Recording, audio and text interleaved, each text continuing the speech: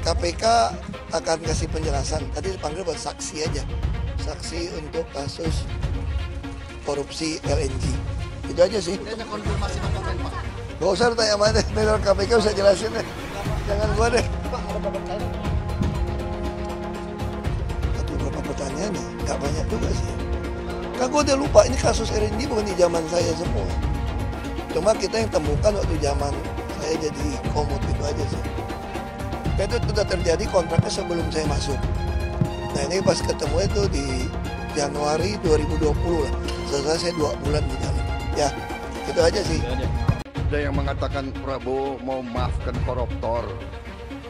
Bukan begitu. Kalau koruptornya sudah tobat, bagaimana tokoh-tokoh agama? Iya kan? Orang bertobat. Bertobat tapi kembalikan dong yang kau curi.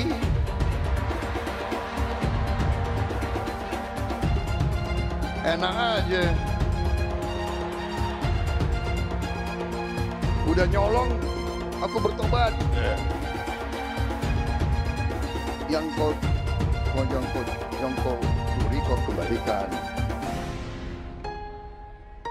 Bukan saya maafkan koruptor, tidak. Saya mau sadarkan mereka yang sudah terlanjur dulu berbuat dosa. Ya, bertobatlah. Itu kan ajaran agama. Bertobatlah, kasihan rakyat, kembalikan uang itu. Sebelum kita cari hartamu, kemana kita akan cari. Rakyat menuntut pemerintahan yang bersih.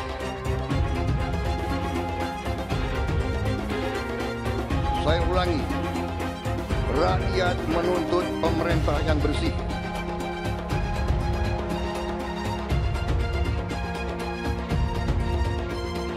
Saya dipilih oleh rakyat. Atas nama rakyat Indonesia, saya tegaskan semua aparat pemerintah Indonesia, bersihkan dirimu masing-masing. Misalnya kalau saya mau kompromi, saya mungkin nggak pernah masuk penjara, saya masih jadi gubernur. Kalau mau Kalau mau kompromi anggaran, sejarah akan mencatat Anda butuh legacy. Kan kita percaya dong, reputasi yang baik itu mengalahkan segala jabatan maupun kekayaan. Nah kenapa sih Anda nggak mau meningkatkan legacy? Kalau jadi seorang presiden gitu, itu harapan saya seperti itu kan. Anda harus berani dong. Kayak saya bisa jadi gubernur DKI Jakarta. Terus pertanyaan kita sama, emang kita bisa buat apa sih buat Indonesia kalau begitu? Yang berkuasa semua hanya bagi-bagi kue, kompak, giliran, yang punya partai. Dan kita juga bersyukur loh. Ada putusan MK yang baru, menarik juga. Tiba-tiba tidak ada lagi parlemen threshold. Artinya, siapapun bisa punya partai baru, dia begitu bisa masuk ke Senayan, yang penting begitu masuk ke dalam, dia berani gak menyuarakan kebenaran. Jadi kita harap ada yang berani berdiri untuk kebenaran, berdiri untuk keadilan gitu ya, berdiri untuk kejujuran, berdiri untuk beri kemanusiaan. Nah kita bukan bagi-bagi rezeki, ini bicara anak cucu cicit kita. Begitu Ahok ini jadi calon kepala daerah, jangan-jangan nih, bisa-bisa dia masuk penjara 2 kali. Nah justru Bu Mega, karena sayang sama Ahok, nggak mau Ahok itu masuk penjara lagi. Karena saking sayangnya. Saking sayangnya, dia tahu juga kemampuan komunikasi atau batas komunikasinya Ahok. Kalau kita linear nih, ya, itu Ahok saya yakin punya kedekatan emosional, dianggap kompeten, elektabilitas bagus. Tapi kan Ahok ini kan menyimpan bom waktu. Ya, Bu Mega sadar itu juga. Sadar itu. Ahok sendiri udah ngomong berkali-kali, Bu Mega masih nyuruh saya diam kan. Harusnya Bapak ketemu setiap muslim itu harus minta maaf. Ya, bukannya mengatakan hal ini biasa saja.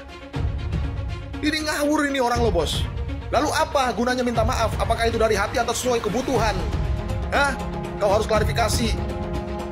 Kau sudah menghina Nabi besar Muhammad Sallallahu Alaihi Wasallam. Dulu Pak Ahok juga sudah minta maaf. Ya, tapi minimal jangan mengatakan itu biasa saja. DP Ansor ini bos. Ya, Orang NU, Muhammadiyah juga sudah bicara. Anda anggap seperti itu biasa saja. Lalu apa gunanya permintaan maaf Anda itu kemarin?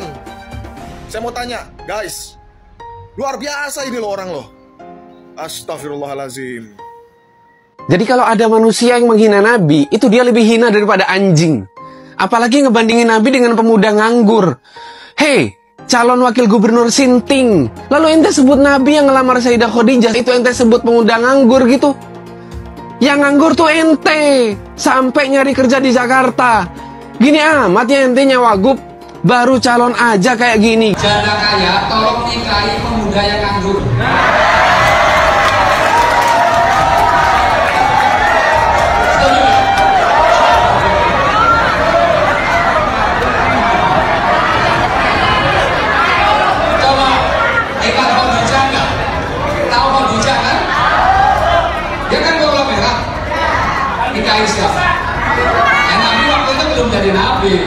Kalau seandainya diajak oleh Prabowo Subianto bergabung ke kabinet, apakah Pak Anies Baswedan bersedia membuka diri, Pak Anies?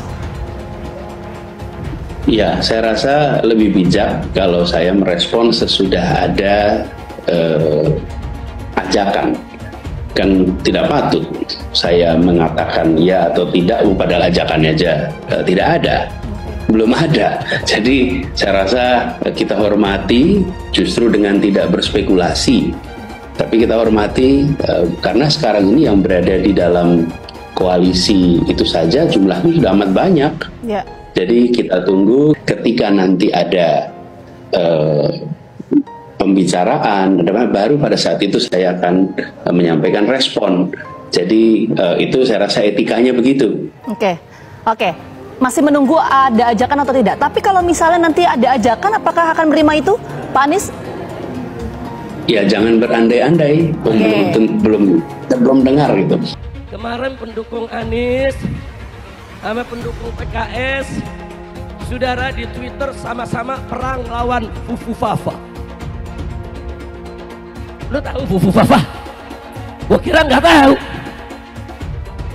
Sekarang saudara pendukung Anies sama pendukung PKS dia ribut, ya Fufu Fafa girang, betul? Betul? Nah, sekarang saya mau tanya, yang mesti diserang, nih saya mau tanya, jujur jawab dan kompak, yang mesti diserang PKS atau Fufu Fafa? PKS atau Fufu Fafa? Baik, sekarang saya mau tanya lagi saudara, yang mesti diserang saudara, pendukung Anies atau Fufu Fafa? Yakin? Fufu Fafa bapaknya, aminnya, adiknya, kakaknya. Itu yang kita ganyang habis-habisan, betul? Ini yang diganyang pengikut Anies, iya.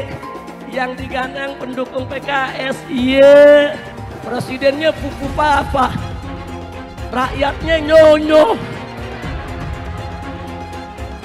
Ayo ganyang Fufu Fafa, ganyang Fufu Fafa sekarang juga semua. Ayo ganyang Fufu Fafa, ganyang Fufu Fafa sekarang juga. Lagi. Ayo ganyang Fufu Fafa, ganyang Fufu Fafa sekarang juga. Mujahidin medsos, ayo bongkar habis-habisan kebobrokan Fufu Fafa. Jangan sampai kita dipimpin oleh Fufu Fafa, betul? Takbir. Anies itu tidak menggebrak. Tidak pernah ketika diserang itu, kau salah mengatakan tentang aku begini-begini. Tidak pernah ada. Dia nyeringis dan senyum. Ya senyum, kiri kanan senyum, kiri kanan senyum. Dia tidak punya watak menggebrak. Dan dia mengatakan ingin menjadi tokoh perubahan. Ya nanti dulu, jangan ditipu. Saya mengerti. Perubahanmu dalam politik Indonesia itu apa? Katakan. Dia tidak pernah mengatakan. Ya karena dia nggak bisa mau mengatakan apa. Mesti ada perubahan. Ya perubahannya itu apa? Fokusmu itu di mana? Ada titik fokus. Untuk menyatakan ini saja dia tidak bisa menyatakan. Tidak bisa menyatakan. lalu selalu ingin membawa perubahan. Oh ya perubahan, Pak Anies ingin meninggalkan kondisi ini, tapi mau menuju kemana? Ya perubahan mau kemana, Bung?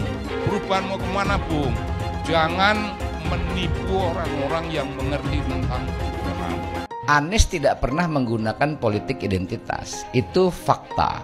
Jadi yang menggunakan politik identitas yang pertama kali itu adalah Ahok. Nggak boleh, silakan buka, maksudnya gini, saya ini minoritas 3 kali. Kan disebutkan Ahok itu kan? Saya Cina, saya Kristen, saya orang dari Sumatera, minoritas 3 kali. Jadi yang mengangkat isu-isu identitas ini justru Ahok. Jadi sebenarnya yang harus kita teliti kalau secara faktual, kenapa Ahok mengangkat isu politik identitas?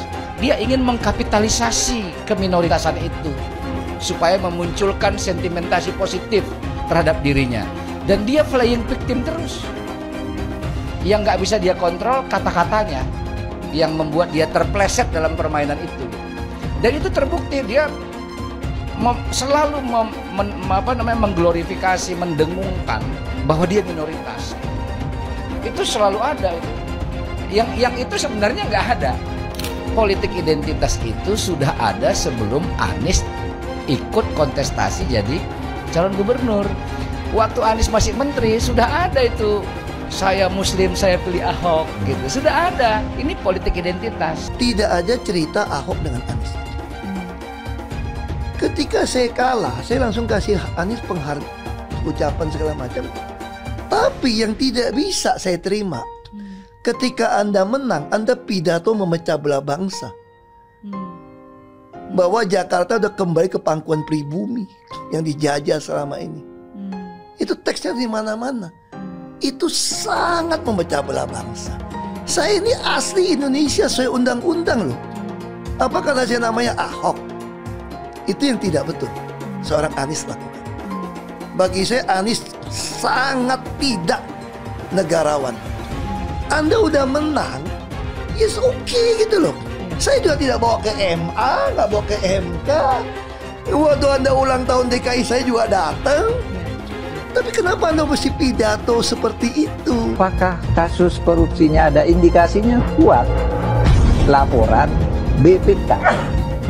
Laporan BPK itu menyimpulkan Formula E tidak boleh dibiayai oleh APBN maupun APBD. Firm itu ya? Firm, karena menurut undang-undang yang boleh dibiayai oleh APBN, APBD itu undang-undang olahraga tertentu yang disukai rakyat secara masif. Nah, lalu disebut yang masif itu apa? Sepak bola, voli, bulu tangkis, sirkuit itu tidak ada. Nah, lalu BPK minta ini supaya didalami, ada indikasi tidak benar. Nah, setiap ini mau didalami, ribut, katanya mau menjegal Anies gitu. Sehingga sekarang ya kalau pertimbangan politisnya begitu, saya bilang silakan aja KPK. Tapi kalau Anda tanya ke saya, bukan bahkan saya ya, KPK itu bukan banyak. Kalau Anda tanya ke saya, Anda pedulikan itu tegakkan. Yang tersangka setelah Pilpres ini namanya Anies Baswedan. Dalam pidato Bapak mengolok-olok tentang pentingnya etika, saya tidak tega untuk mengulanginya. Pertanyaannya, apa penjelasan Pak Prabowo soal itu semua? Saya menilai, maaf ya, karena Anda desak saya terus saja saya menilai Anda tidak pantas bicara soal etik. Itu saja. Saya merasa bahwa Anda itu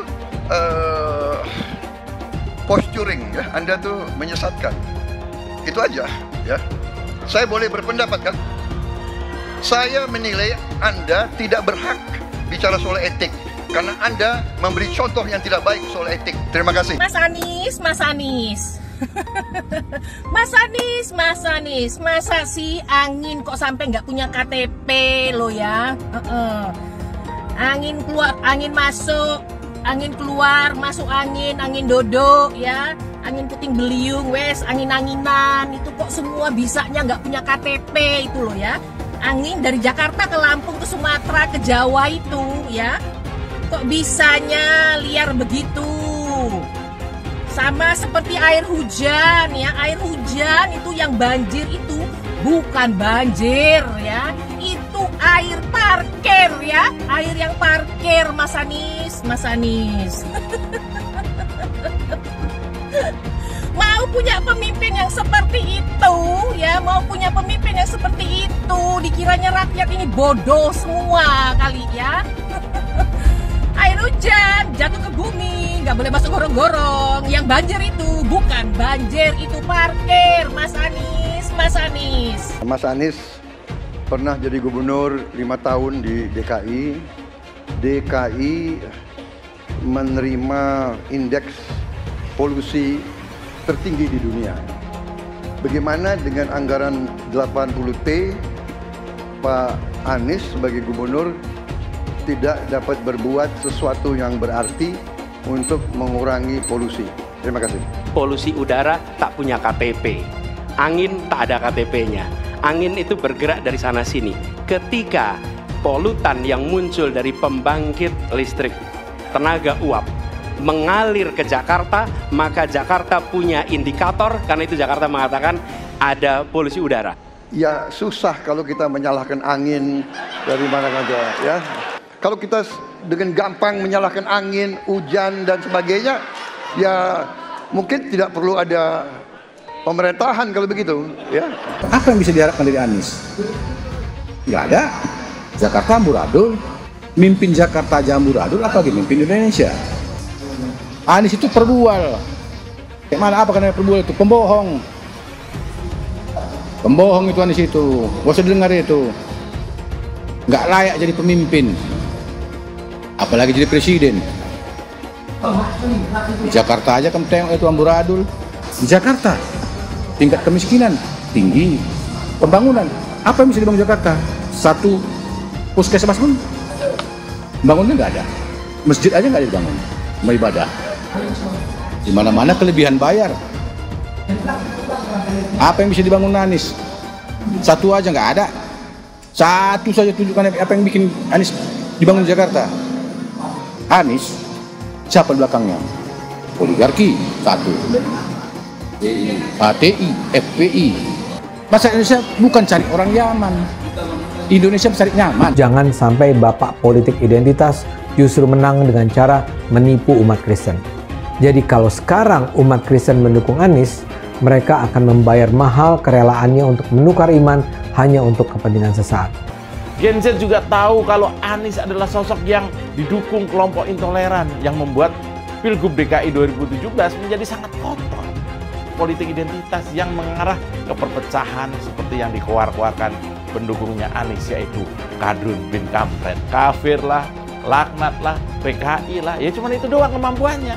Itulah pendukung Anies. Jangan pernah takut melawan kadrun yang cuma pengen Indonesia hancur. Bapak politik identitas Indonesia Anies Baswedan, Bapak intoleransi Indonesia Anies Baswedan, jangan lupakan, jangan terlena, jangan sampai dia pecahkan kita dengan dagangan ayat dan mayatnya. Air itu turun dari langit, turunnya ke atap rumah langsung sumur bor, bukan ke sungai dan ke laut. PKI yang kita harapkan, Anies Baswedan yang begitu jelas Islamnya, 4 tahun 8 bulan jadi gubernur, mana peraturan bergub saja yang melarang miras, mana perda Islam apalagi yang akhirnya tidak berani juga menegakkan hukum. Banjir tetap banjir, macet tetap macet, kriminalitas Jakarta. Anda tahu, 2 menit sekali terjadi pencurian. Sekarang orang sedang euforia, dia mau dicapreskan. Bagaimana umat terjebak lagi, bodoh lagi, masuk lagi. Kalau misalnya memang Anies itu mau maju dan dia tekad mau menegakkan hukum Islam dan menyatakan perlawanan, saya penuh. Tapi dia tidak lakukan itu. Dulu janjinya apa ya? Mensyukuri kenapa kalah, kenapa ditahan. Saya bersyukur atas itu semua. Saya coba bayangkan ya, kalau seandainya waktu itu kita menang gitu ya, hari ini belum tentu kita bisa nikmati seperti ini. Kita bersyukur 5 tahun Tuhan izinkan kasih ke orang yang pintar ngomong untuk kerja. Coba kalau kita bayangkan gitu ya, kalau kemarin saya masih jadi gubernur, ini saya udah turun ini. Tapi yang pintar ngomong itu dikira orang hebat kan? Ini lebih berbahaya tahun 2024, langsung ketahuan karakternya. Langsung ketahuan itu. Di saya juga ada kutipan Pak di kamar saya Pak. Tulisannya, Jakarta telah mengambil keputusan yang fatal. Dan ini aneh, betul-betul aneh. Ini bukan kampanye, tapi saya sampaikan di sini. di satu sisi menyiapkan jalur-jalur air untuk dikirim ke laut, di sisi lain di lautnya dipasang dengan pulau reklamasi, tinggal tunggu waktu jadi rob, air balik. Dan ini melawan sunatullah. Kenapa? Air itu turun dari langit ke bumi, bukan ke laut. Harusnya dimasukkan ke dalam bumi, masukkan tanah. Di seluruh dunia air jatuh itu dimasukkan ke tanah, bukan dialirkan pakai gorong-gorong raksasa ke laut. Jakarta telah mengambil keputusan yang fatal. Bukan banjir, itu memang parkir air. Bukan banjir, itu memang parkir air. Penjajahan di depan mata itu di Jakarta. Di tempat lain penjajahan mungkin terasa jauh, tapi di Jakarta, bagi orang Jakarta, yang namanya kolonialisme itu di depan mata, dirasakan sehari-hari. Dulu kita semua pribumi ditindas dan dikalahkan. Kini telah merdeka, kini saatnya kita menjadi tuan rumah di negeri sendiri. Hai teman-teman, tahun ini adalah tahun yang bagus untuk trading di market kripto, terutama Bitcoin dan kripto lainnya. Teman-teman bisa gunakan kesempatan ini untuk mencari cuan dengan trading di market kripto. Untuk trading, teman-teman cukup registrasi dengan menggunakan link di kolom deskripsi, lalu deposit, tentukan apa yang ingin kalian tradingkan, lalu tekan tombol buy. Sesimpel itu. Jika ada pertanyaan, teman-teman bisa hubungi WhatsApp di kolom deskripsi. Saya juga mau mengajak teman-teman untuk bergabung di komunitas trading yang ada di kolom deskripsi. Di sana saya akan memberikan sinyal trading yang bisa teman-teman ikuti. Seperti biasa, kalau kamu suka dengan video ini, jangan lupa komen, klik like, dan subscribe. Hai semua, dengan saya Jonas Leong. Terima kasih banyak buat kalian, penonton setia yang selalu menonton di channel ini. Saya secara personal sangat menghargai waktu kalian. Dan saya sudah menganggap kalian sebagai family karena kalian selalu support di channel ini. Bagi kalian yang selalu menuliskan opini kalian di kolom komen, saya baca komen kalian satu persatu. Saya baca komen kalian untuk mengetahui opini kalian, tanggapan kalian, dan masukan kalian sangat berguna untuk video selanjutnya. Terima kasih banyak buat kalian yang selalu menekan tombol like di awal video. Video seperti ini membutuhkan waktu dan juga research. Dan ini semua gratis untuk kalian. Jadi pastikan kalian menekan tombol like-nya, supaya saya mengetahui kalian menyukai konten yang saya bagikan. Kalau maling-maling rakyat, perusak negara yang korupsi triliun-triliunan rupiah, kejar mereka dimanapun mereka berada. Betul? Betul? Nah, kita minta Bapak Presiden Prabowo jangan cuma ngomong, kami akan kejar koruptor sampai Antartika. Wow. Jangan ke Antartika dulu, Pak. Kejar saja di antar kita. Betul? Betul? Takbir! Kita doain semoga Prabowo tidak omon-omon saja. Amin. Amin. Yang gak ikut amin gue doain bisulan di Bandat. Amin. Amin.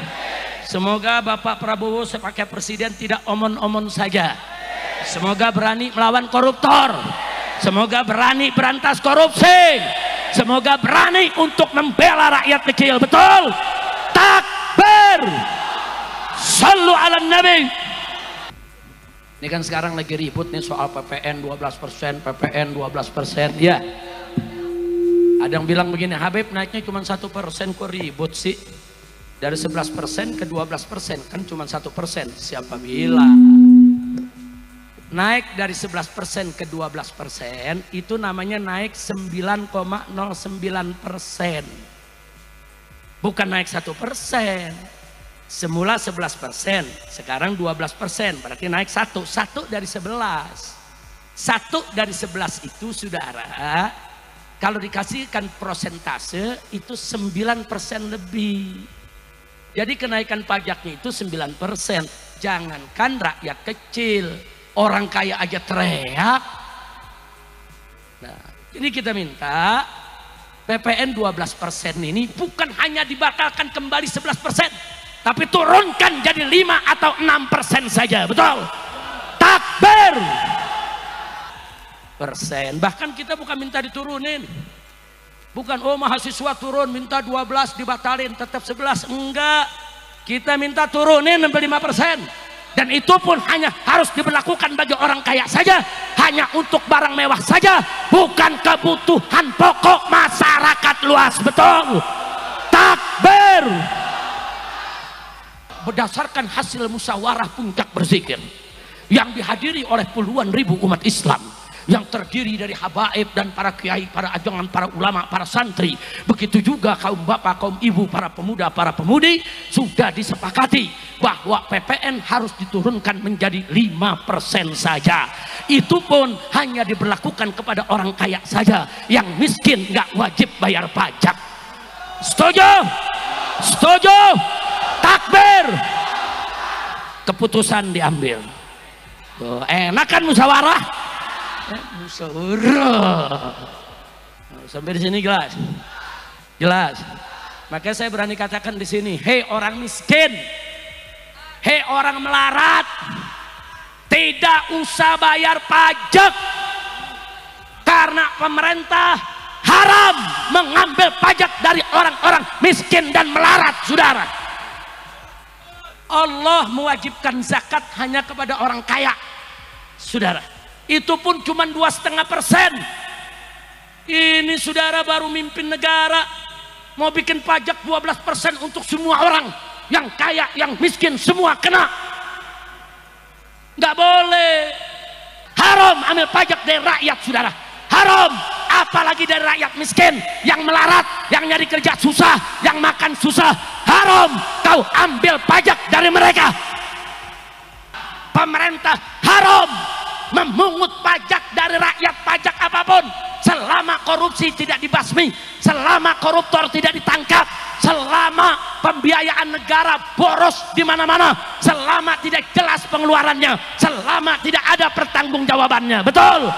Takbir. Setuju tidak?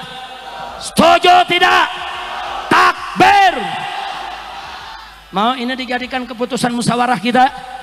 Betul? Rekam lagi, biar semua ngelihat, kita kirim nanti saudara lewat medsos di mana-mana, bahwa masyarakat di mana-mana tempat setuju saudara bahwa pemerintah haram pungut pajak dari rakyat selama korupsi tidak dibasmi, koruptor tidak ditangkapi. Betul? Betul? Selama ada pemborosan di mana-mana, selama laporan keuangan tidak jelas. Betul? Takbir. Kemungkinan satu-satunya yang menggunakan politik identitas adalah hanya Anies Baswedan. Pertanyaan itu lantas saja menimbulkan amarah di kubu Anies, salah satunya dari kelompok khilafah. Orang kepercayaan Anies menyatakan politik identitas adalah framing yang selalu dibangun untuk menyudutkan, padahal selama kepemimpinan Anies Baswedan sebagai gubernur tidak sekalipun Anies membeda-bedakan warga berdasarkan agama dan ras. Buat saya, apakah benar menyebut politik identitas itu adalah sekedar framing untuk menyudutkan Anies? Saya akan membantah pernyataan itu. Kubu Anies terus berusaha mengaburkan makna politik identitas. Mereka berulang kali bilang bahwa identitas adalah hal yang alamiah dalam kehidupan manusia. Jadi apa salahnya dengan menonjolkan identitas keislaman seorang calon presiden? Tapi saya yakin Anies tahu yang dimaksud dengan politik identitas adalah politik yang menggunakan agama sebagai alasan mengapa seorang kandidat harus dipilih atau mengapa seorang kandidat jangan dipilih. Politik identitas ini sangat berbahaya. Politik identitas membuat masyarakat menjadi tidak rasional dalam berpolitik. Yang menjadi faktor utama dalam politik identitas adalah agama. Seorang kandidat akan dipilih karena agamanya, terlepas dari apakah dia melakukan korupsi atau melakukan pelanggaran HAM. Ketika politik identitas digunakan, maka ini akan berpotensi konflik, karena usai pemilihan, konflik itu akan terus berlangsung dalam waktu yang lama. Masalahnya, ada alasan yang cukup kuat untuk menduga bahwa Anies sangat mungkin menggunakan politik identitas, yang memang dikatakan normal ketika menjabat sebagai gubernur DKI. Dalam proses menjadi gubernur, kubu Anies jelas-jelas menggunakan agama sebagai alasan untuk menjatuhkan Ahok. Anies jelas-jelas menggunakan agama sebagai alasan untuk menjatuhkan Ahok, sampai akhirnya Ahok dipenjara. Jadi ada track record sebelumnya bahwa Anies bisa menggunakan politik identitas untuk mencapai tujuannya. Anies sangat mungkin menggunakan politik identitas karena ini memang keunggulan komparatif dari Anies. Dia mungkin saja seorang dokter dari Amerika Serikat tapi rekam jejak kepemimpinannya sangat tidak bagus. Dia gagal sebagai rektor Paramadina, gagal sebagai menteri, dan gagal sebagai gubernur. Jadi agama digunakan untuk membangun dukungan terhadap Anies. Itu saja opini saya. Pastikan Anda menekan like di video ini dan bagikan video ini ke teman dan family Anda supaya mereka mengetahui informasi ini.